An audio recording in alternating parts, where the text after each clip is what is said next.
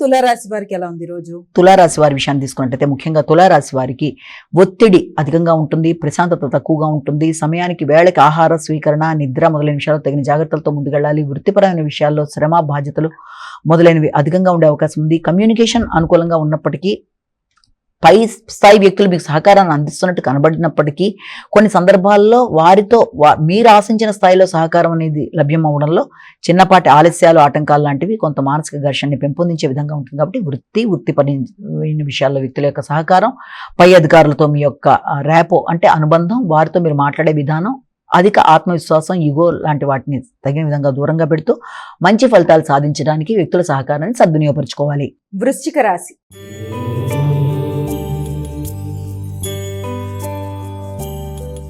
అమ్మ, వృశ్చిక రాశి వారికి ఎలా ఉంది రోజు? వృశ్చిక రాశి వారి విషయాన్ని తీసుకున్నట్లయితే వృశ్చిక రాశి వారికి ఎదురు చూసిన విషయాలలో లాభదాయకంగా ఉండే అవకాశం ఉంది.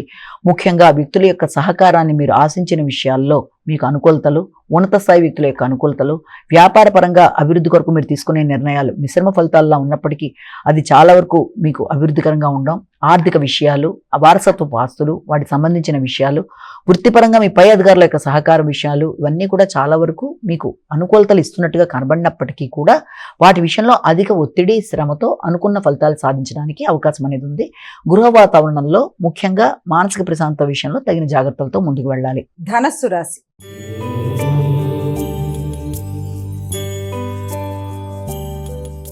అమ్మ, ధనుసు రాశి వారికి ఎలా ఉంది? ధనుసు రాశి వాళ్ళకి వృత్తిపరమైన విషయాల మీద అధిక శాతం దృష్టి కేటాయిస్తారు. వృత్తిపరమైన విషయాల కొరకు కానీ, వృత్తికి సంబంధించిన ప్రయాణాల విషయంలో కానీ అధిక అవకాశాలు లాంటివి ఉండడం, అలాగే లోన్లు ఏదైనా ఉన్న వాటిని పూర్తి చేయడానికి ప్రయత్నం చేస్తారు. పై స్థాయి అధికారులు మీ సహకారాన్ని అందిస్తారు. వృత్తిపరమైన విషయాల్లో కానీ, వ్యాపారపరమైన విషయాల్లో కానీ మీరు ఆశించిన విధంగా ధనాన్ని ఖర్చు పెట్టినా కూడా మంచి ఫలితాలు రావడానికి అన్ని విధాలా మీరు కృషి చేస్తారు.